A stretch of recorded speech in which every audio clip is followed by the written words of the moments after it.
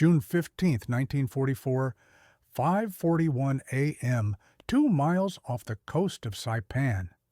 The steel deck vibrates beneath Private First Class Harold Agerholm's boots as the USS Tennessee's 14-inch guns thunder overhead. The concussion hits like a physical blow, making his teeth rattle. Through the acrid smoke, he can see the island burning, a 3-mile stretch of paradise transformed into hell. Palm trees explode into matchsticks, coral sand fountains skyward in massive geysers. The pre-invasion bombardment has been going on for 2 days, but now, in these final minutes before H hour, the fury reaches its crescendo. You can taste the cordite in the air, feel the heat from the naval guns, even from this distance. 8 battleships, 11 cruisers, and 26 destroyers, the largest armada ever assembled in the Pacific, are turning Saipan's western beaches into a moonscape. But Agerholm knows, they all know, that somewhere in those limestone caves and concrete bunkers, 32,000 Japanese soldiers are waiting. Lieutenant Colonel Justice Chambers checks his watch aboard LST-84. In 19 minutes, his 3rd Battalion, 23rd Marines, will hit Red Beach 2. His men are packed shoulder to shoulder in the tank deck, some praying, some vomiting from seasickness and fear. Most doing both. The temperature below deck has already climbed past 90 degrees. Sweat streams down faces painted with camouflage grease. M1 Garands are checked and rechecked. Chambers notices Private Robert Reed's hands shaking as he fumbles with his ammunition clips. The kid is 17, lied about his age to enlist after Pearl Harbor. In 3 hours, he'll be dead. The loudspeaker crackles to life. Land the landing force! 700 Amtraks, amphibious tractors, begin their run toward the beach. From the air, they look like water beetles, scurrying across a vast blue canvas, leaving white wakes that point like arrows toward destiny. Inside each one, 30 Marines grip their rifles and try not to think about what's waiting for them behind that curtain of smoke and flame. Captain John Smith, commanding one of the first wave LVTS, squints through his periscope. The reef is visible now, a brown shadow beneath crystal-clear water that would be beautiful if it weren't about to become a killing field. Intelligence said the reef would be covered by high tide. Intelligence was wrong. His Amtrak grinds over the coral with a sound like fingernails on concrete, the tracks struggling for purchase. They're sitting ducks. That's when the Japanese reveal their hand.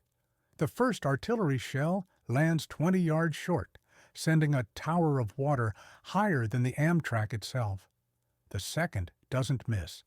LVT-147 simply ceases to exist. One moment it's there, the next it's twisted metal and red foam on the waves. The pre-registered fire is devastating in its accuracy. General Yoshitsugu Saito has been preparing for this moment for months, and his gunners know every yard of the approach. You're watching 32 Amtraks race through a gauntlet of death, and the Japanese haven't even shown their small arms yet. Mortars rain down in preset patterns. Artillery shells walk their way through the formation with mechanical precision.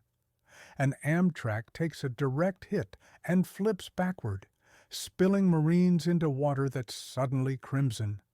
Some sink immediately, pulled down by 80 pounds of gear. Others thrash desperately, trying to swim in boots and combat packs, while machine gun bullets zip through the water around them like angry hornets. Private Agerholm's Amtrak lurches over the reef, and suddenly they're in the lagoon, 500 yards to shore. 400. 300.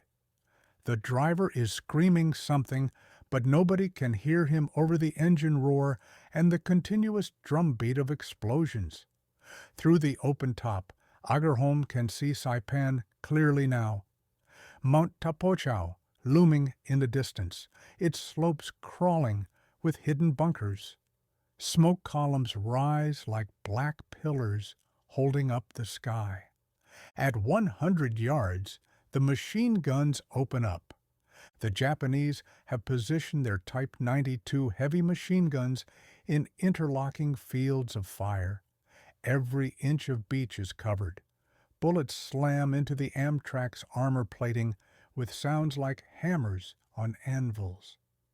The Marine next to Agerholm, he never learned his name, stands up to return fire and immediately slumps forward, a hole where his right eye used to be. The Amtrak hits the beach with a grinding crash. The ramp drops. Go! Go! Go! And suddenly you're in it, running through sand that sucks at your boots, diving behind any cover you can find, while the air itself seems to turn solid with lead. A Marine carrying a flamethrower takes 3 steps before a sniper's bullet finds the fuel tank. The explosion knocks 6 men flat and leaves them screaming, rolling in the sand, trying to extinguish flames that won't go out. This is Saipan. This is D-Day in the Pacific, and it's only 6 a.m.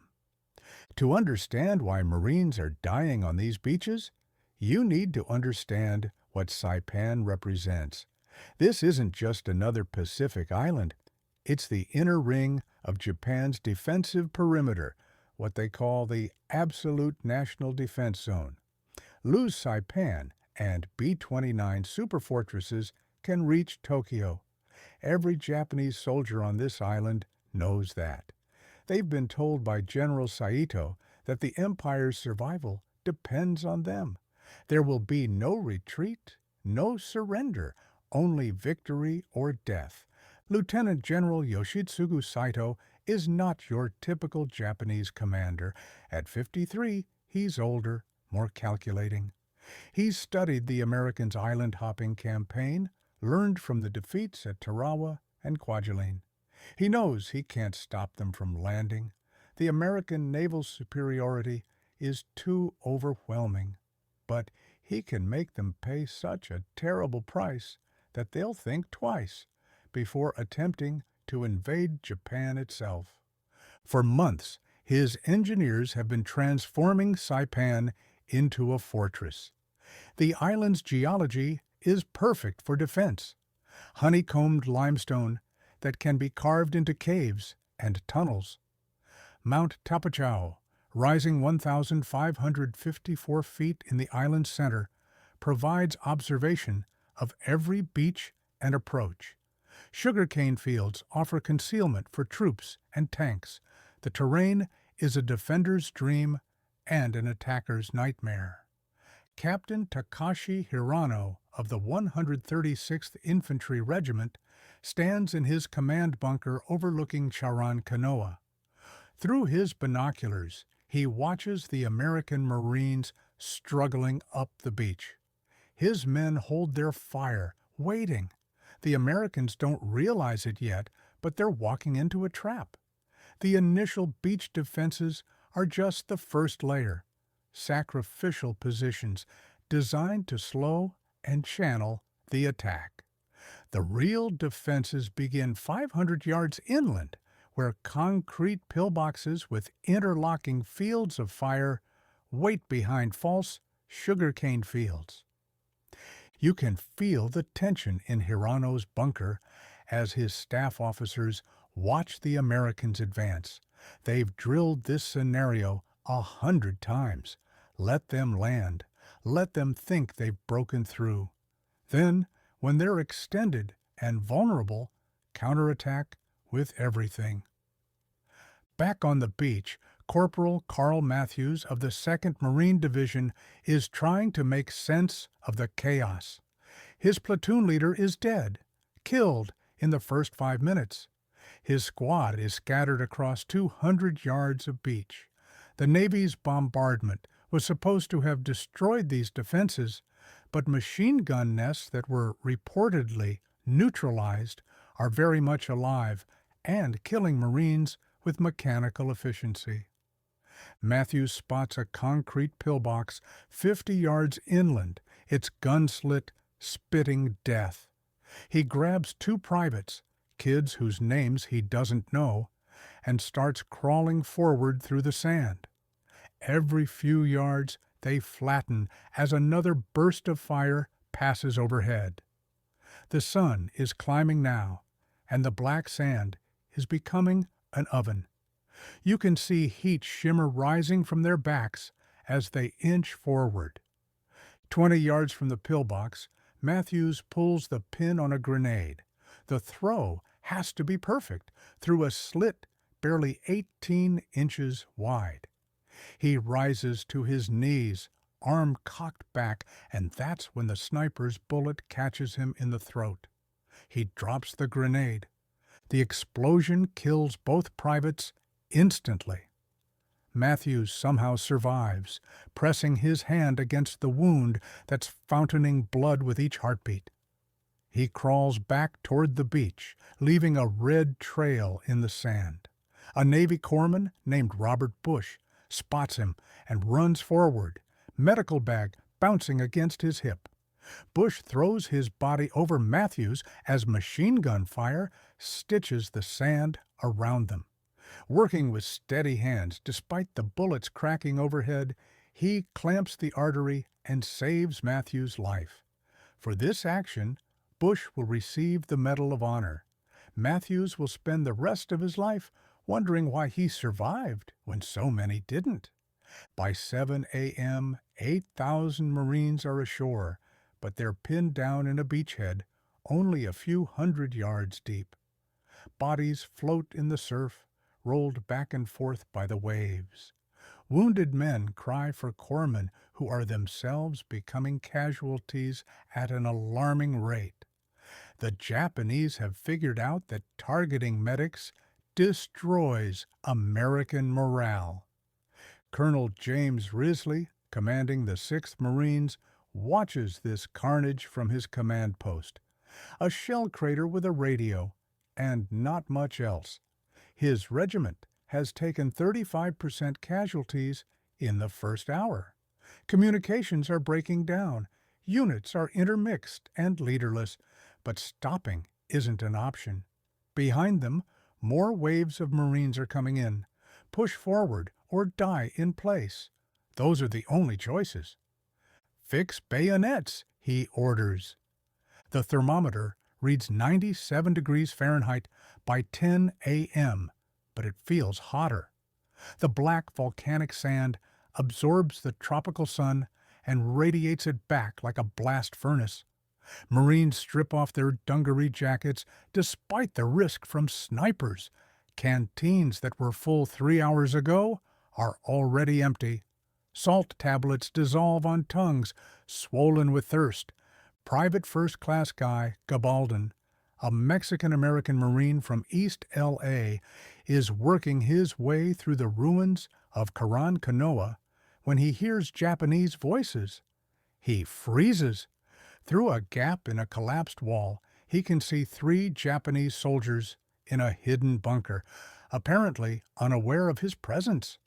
Gabaldon speaks Japanese, learned it growing up with Japanese-American foster families before the war. Now, in this moment, that childhood becomes a weapon. "Dete koi!" he shouts. "Come out!" The Japanese soldiers are so surprised to hear their own language that they actually emerge, hands raised. Gabaldon takes them prisoner, then uses them to convince others to surrender. By the end of the day, this lone Marine will have captured over 30 enemy soldiers. By the battle's end, his total will exceed 1,000, earning him the nickname the Pied Piper of Saipan. But for every small victory, there's a corresponding tragedy. On Red Beach 3, Lieutenant Colonel Henry Crow watches in horror as a company of his 2nd Battalion walks into a pre-planned killing zone.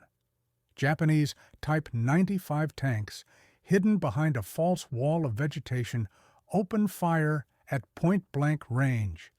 The Marines have no anti-tank weapons that can penetrate the armor at this angle. Men are literally torn apart by 37mm shells. Sergeant Grant Timmerman doesn't hesitate. He grabs a satchel charge, 20 pounds of high explosive, and charges the lead tank. Machine gun bullets spark off the coral around his feet. He leaps onto the tank's hull, slams the charge against the turret, and pulls the fuse. He has 4 seconds to get clear. He uses them to jam his K-bar knife into the tank's vision slit, blinding the crew. The explosion vaporizes Timmerman and disables the tank, but his sacrifice allows a bazooka team to get into position. They destroy the remaining tanks, saving the company. You're watching individual acts of heroism change the course of small engagements, but the big picture remains grim. By noon, General Holland "Howlin' Mad" Smith, commanding the V Amphibious Corps, receives casualty reports that make him sick. Over 2,000 Marines are dead or wounded. Some units have ceased to exist as fighting formations. The 2nd Battalion, 8th Marines, has lost all its company commanders. In the afternoon heat, the battle takes on a surreal quality. Marines advance through sugar cane fields that catch fire from white phosphorus shells, forcing them to run through walls of flame. Japanese soldiers emerge from spider holes, camouflaged one-man fighting positions, to attack from behind, turning every yard of captured ground into a potential death trap. Corporal Anthony D'Amato leads his squad through this nightmare landscape when they encounter a Japanese bunker complex that's holding up the entire advance. The bunkers are mutually supporting. Attacking one exposes you to fire from the others. It's a tactical problem with no good solution. D'Amato comes up with a bad solution that might work. He'll assault the first bunker alone, drawing its fire, while his squad flanks the second. It's suicide, and everyone knows it. He charges across 30 yards of open ground, somehow reaching the first bunker despite streams of machine gun fire. He throws 2 grenades through the gun slit, silencing it, then turns toward the second bunker.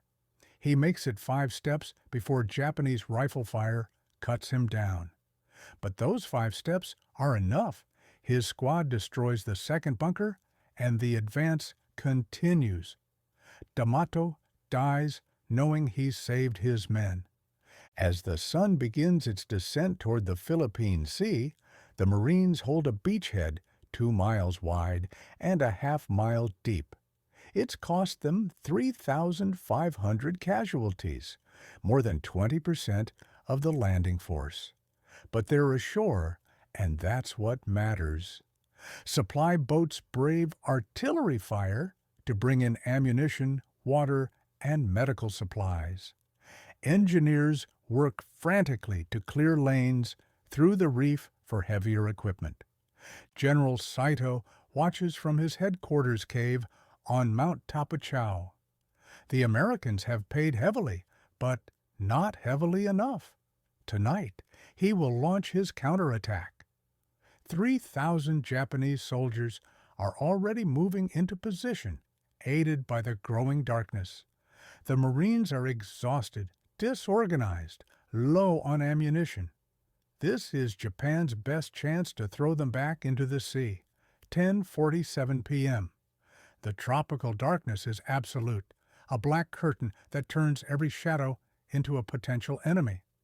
Private Eugene Sledge grips his M1 carbine and stares into nothing, eyes straining for any movement. The password is Liberty. The countersign is Bell.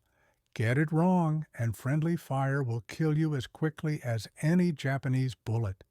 Then he hears it, a sound that makes his blood freeze. Ah! The scream starts as one voice, then 10, then 100, then 1,000. It's the prelude to a banzai charge, and it's coming from everywhere at once. Illumination flares burst overhead, turning night into stuttering, surreal day. In that stark magnesium light, Sledge sees them, a wave of humanity charging across the open ground. Japanese soldiers, some in uniform, some stripped to loincloths, all screaming, all running straight at the Marine lines. Some carry rifles with bayonets that gleam like silver flames. Others wave swords, pistols, or just sharpened bamboo sticks. "Here they come!" someone screams. The Marine line erupts. Machine guns traverse back and forth, cutting down attackers in windrows. Mortars fire at minimum range, some shells exploding barely 50 yards from friendly positions. Bars hammer out their distinctive slow-firing rhythm. But still they come. You can smell them before you see them. Sake and sweat and something else, something animal. They've liquored up their troops for this final charge, telling them that death in battle guarantees a place at Yasukuni Shrine, where their spirits will be honored forever.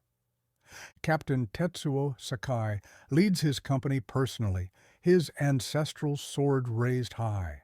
He's 26 years old, graduated from the Imperial Military Academy, dreams of cherry blossoms in Kyoto that he'll never see again. An American machine gun finds him 20 yards from the Marine foxholes. The heavy point .30 caliber bullets nearly cut him in half, but momentum carries his body forward several more steps before he falls. In foxhole after foxhole, the fighting becomes medieval. A Japanese soldier leaps into Private Leonard Chapman's position. Chapman's rifle is empty. The Japanese soldier's bayonet is not. They grapple in the narrow hole. Chapman's hands wrapped around the rifle barrel, trying to keep the blade from his throat. He can smell fish and rice on his attacker's breath. With desperate strength, he twists the rifle aside and drives his knee into the soldier's groin. As the Japanese soldier doubles over, Chapman finds his entrenching tool and brings it down again and again until the screaming stops. Gunnery Sergeant John Basilone, already a legend from Guadalcanal, mans a heavy machine gun that's running so hot the barrel glows cherry red in the darkness. Japanese bodies pile up in front of his position like a grotesque wall. When the gun jams, he doesn't hesitate.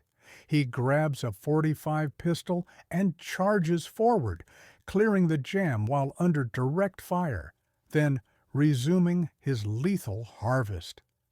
The attack comes in waves, each one seeming to crest just when the Marines think it's over. Ammunition runs low. Corpsmen crawl from hole to hole, treating wounds by touch in the darkness. Some positions are overrun, retaken, overrun again. The lines become so intermingled that artillery support is impossible. Friends and enemies are separated by yards, sometimes feet. Lieutenant Martin Roth calls in the situation to battalion headquarters. "We're holding, but I don't know for how long. I've got Japanese in my perimeter, Japanese behind my perimeter, and more Japanese coming at my perimeter.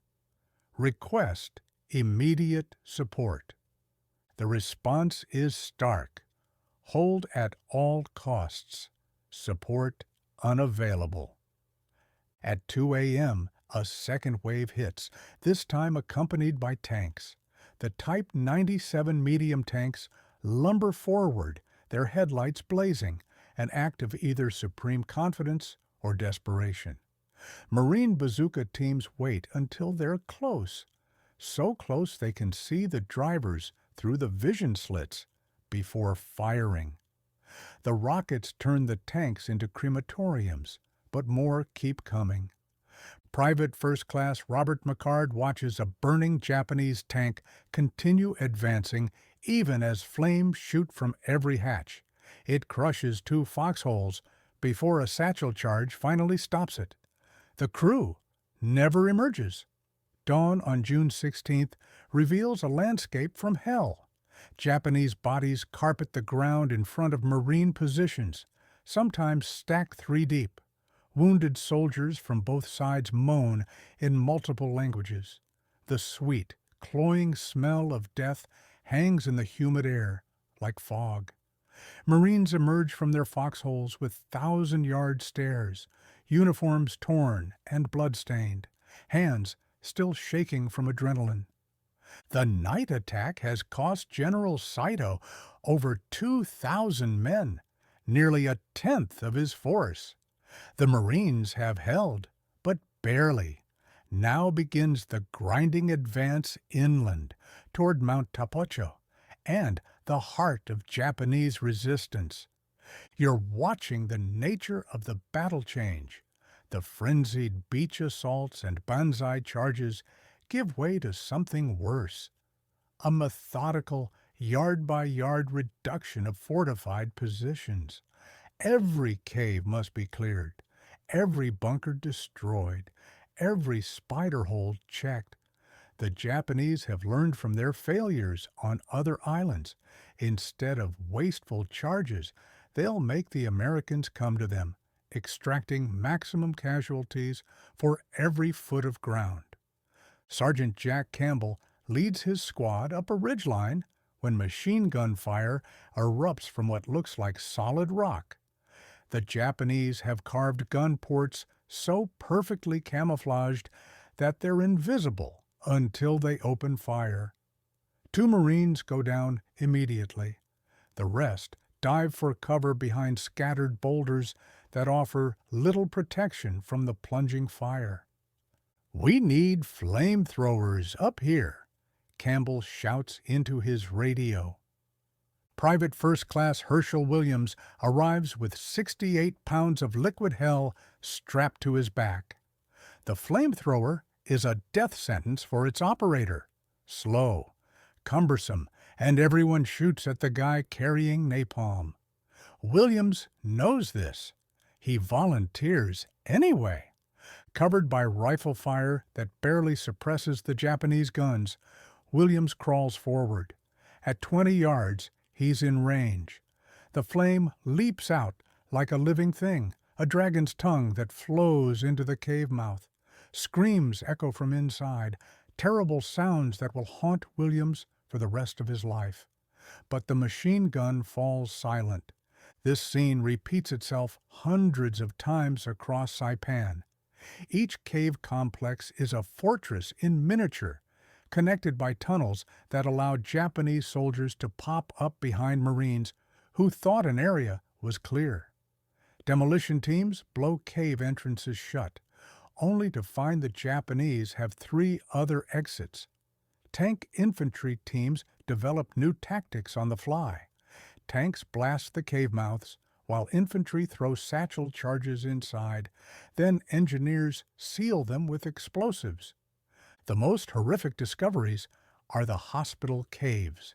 Marine patrols find underground chambers filled with wounded Japanese soldiers, most near death, none surrendering.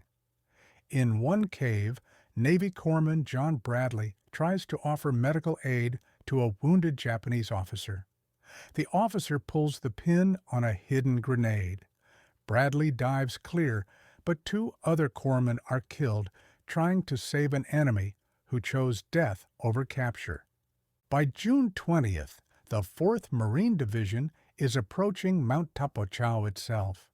The mountain is a natural fortress. its slopes offering perfect fields of fire in every direction. Japanese artillery observers on the summit can direct fire anywhere on the island. Taking it means climbing near vertical cliffs under constant fire. Captain Frank Evans studies the mountain through binoculars. His company has been reduced from 235 men to less than 100 effectives. They've been fighting for 5 straight days on 2 hours of sleep per night. Water is rationed to 1 canteen per day in 100-degree heat. K rations taste like cardboard paste. But orders are orders. We go up at 0600, he tells his lieutenants. What makes Saipan different from previous Pacific battles becomes clear on June 21st. This isn't just a military base. It's home to 30,000 Japanese and Okinawan civilians who've lived here since the 1920s, growing sugarcane, raising families, building communities. Now, they're trapped between 2 armies in a battle where surrender is considered worse than death. Marine Private Dale Miller is advancing through a demolished village when he hears crying. Inside a partially collapsed house, he finds them, a Japanese family huddled in a corner. Mother, father, 3 children. The youngest can't be more than 4. They're terrified, and Miller understands why. Japanese propaganda has told them that Americans are barbarians who will torture and eat them. Miller lowers his rifle, pulls out a chocolate bar from his ration pack, the universal language of kindness. He sets it on the floor and backs away. The father, tears streaming down his face, pushes the chocolate toward his children. It's a moment of humanity in an inhuman place. But not all encounters end peacefully. On the northern coast, Marines watch in horror as hundreds of civilians flee toward the cliffs at Marpy Point. Japanese soldiers are among them, some forcing the civilians forward at gunpoint. Navy interpreters with loudspeakers plead in Japanese, "You will not be harmed. We have food and medical care." The response is devastating. Entire families leap from the cliffs, parents throwing their children first, then following them onto the rocks below. A Japanese soldier shoots civilians who hesitate, then turns his rifle on himself. The blue Pacific turns red with blood. You can hear Marines crying, hardened combat veterans breaking down at the sight of children being murdered by their own side. Some try to intervene, racing forward to grab civilians before they jump. Private First Class Richard Bush manages to tackle a woman carrying an infant, dragging them back from the edge. She fights him hysterically until exhaustion takes over. When she finally understands she won't be killed, she collapses, sobbing with relief. But for every save, there are dozens of tragedies. A Navy photographer captures an image that will haunt America. A young Japanese girl, maybe 7 years old, standing at the cliff edge, her dress blowing in the wind, seconds before she jumps. The photograph is so disturbing it won't be published until years after the war. Captain Sakai Oba, one of the few Japanese officers trying to protect civilians, leads a group of 300 into the jungle-covered interior. He knows the war is lost, but he refuses to let civilians die needlessly. For months after the battle officially ends, he'll continue hiding, keeping his charges alive, becoming known as the Fox of Saipan.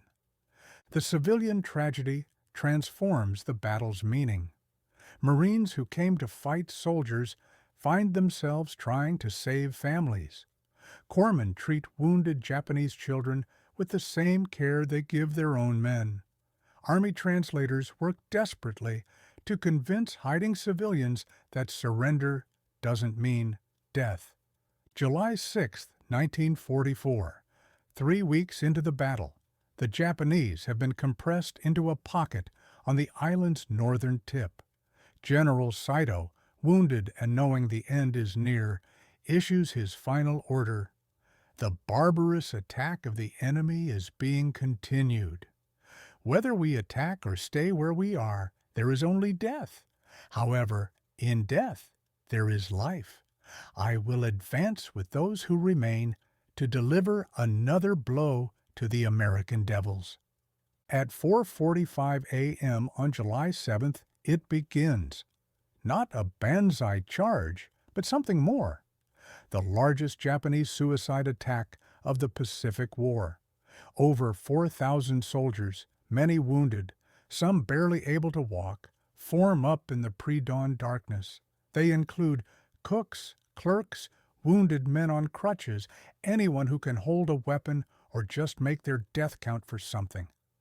General Saito, too badly wounded to walk, commits seppuku in his command cave after giving the order. His staff officers follow suit, a cascade of ritual suicide that leaves the attack essentially leaderless, but no less determined. Marine Sergeant Thomas Baker's heavy machine gun position takes the brunt of the first wave. The gun traverses continuously, barrels changed again and again as they overheat.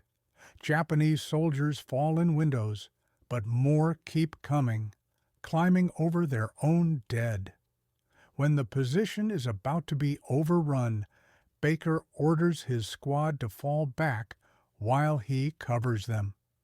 A Japanese soldier bayonets Baker in the shoulder, pinning him to the ground. Baker kills him with his .45, then props himself against a tree, determined to take as many with him as possible. When Marines retake the position hours later, they find Baker's body surrounded by 8 dead Japanese soldiers. His Medal of Honor citation will note that he died at his post, exemplifying the highest traditions of the Marine Corps. The attack rolls south like a tidal wave of human desperation.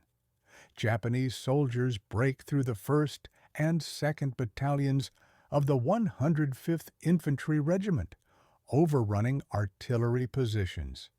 Artillerymen lower their howitzers to fire point-blank into the attacking masses.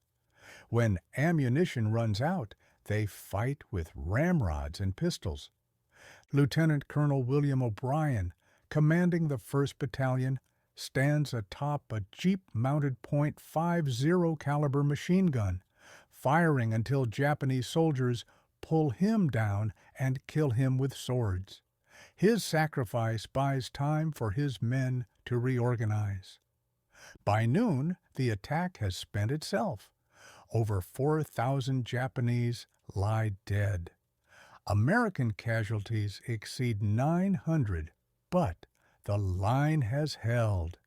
The Battle of Saipan is effectively over, though mopping up operations will continue for days. On July 9th at 4:15 p.m., General Holland Smith declares Saipan secure. The cost has been staggering. 3,426 Americans killed, 10,952 wounded. Japanese military deaths exceed 30,000. Civilian casualties are estimated at 22,000, many by suicide. But the strategic implications are even greater. With Saipan in American hands, B-29 bombers can now reach Tokyo. Emperor Hirohito, receiving the news of Saipan's fall, reportedly tells his advisors, "Hell is upon us." Prime Minister Hideki Tojo's government falls within days.